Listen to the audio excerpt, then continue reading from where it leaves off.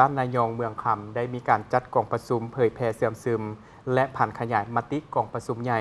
ผู้แทนองค์คณะพรรคแขวงเสียงขวางครั้งที่9บ้านนายองเมืองคำได้จัดกองประชุมเผยแพร่เสื่อมซึมและผันขยายมติกองประชุมใหญ่ผู้แทนองค์คณะพรรคแขวงเสียงขวางครั้งที่9ในวันที่14 มังกร 2026ที่สโมสรโรงเรียนมัธยมสมบูรณ์นาป่า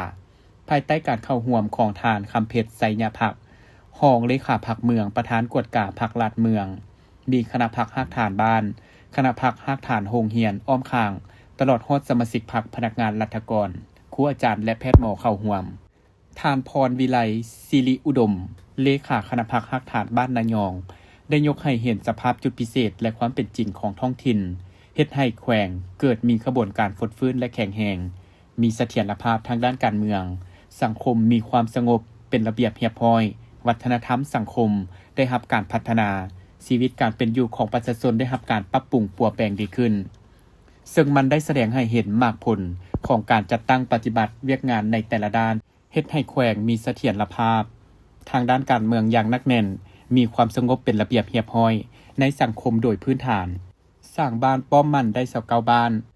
กลุ่มบ้านสู่หบติดเรียนได้3กลุ่มสร้างกำลังลักแรงอยู่ฮักฐานฝึกแอบศิลปยุทธ์ยุทธวิธีให้แก่กำลังกองร้อนและปกสกลุ่มบ้านพร้อมสู่หบมีใส่สร้างบ้านป้องกันความสงบดีได้127บ้านครอบครัวป้องกันความสงบดี 12,894 ครอบครัวบ้านป้องกันซาดเข้มแข็งได้296บ้านครอบครัวป้องกันซาดครอบแข็ง 33,913 ครอบครัวบ้านปลอดยาเสพติดได้96บ้านโรงเรียนปลอดยาเสพติด93แห่งรักษาได้สภาพมั่นเทียงในจังหวะการเติบโตอยู่ในระดับ 5.2 ส่วนห้อยต่อปีรวมยอดผลิตภัณฑ์ภายในฮอดปี 2025 28,031 ตื้อกีบเฉลี่ยรายรับต่อหัวคนเท่ากับ 1,205 ดอลลาร์คะแนนกสิกรรมและอุตสาหกรรมและบริการยังสืบต่อพัฒนาในจังหวะที่ดีการก่อสร้างทางแต่แขวงหาบรรดาเมืองเที่ยวได้2ฤดูทุกๆเมืองเส้นทางเข้าถึงทุกๆบ้านเส้นทางแต่เมืองหาบ้านเที่ยวได้2ฤดูกวมเอา86ส่วนห้อย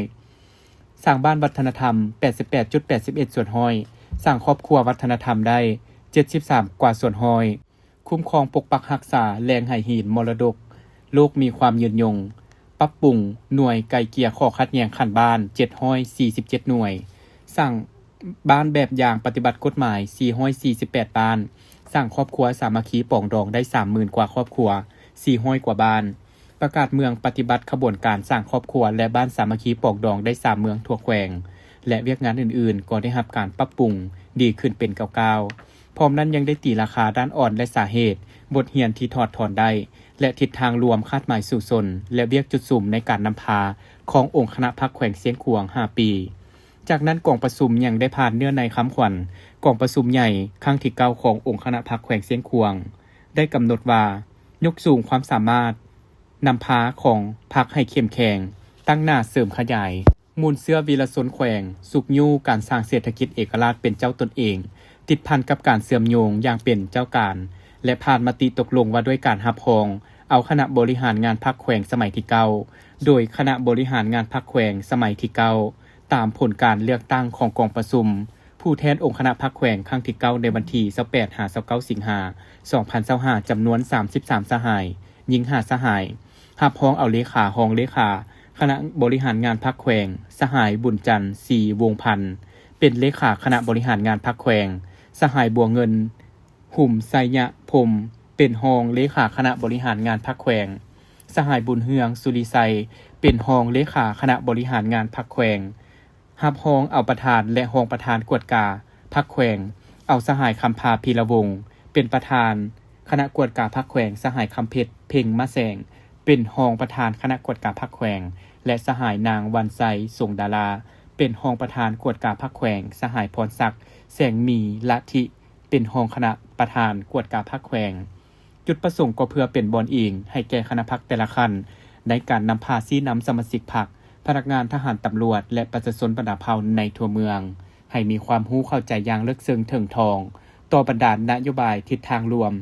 คาดหมายที่ได้กำหนดไว้ในมติกองประชุมใหญ่ครั้งที่9ขององค์คณะพรรคแขวงเสียงขวางและแผนพัฒนาเศรษฐกิจสังคมของแขวง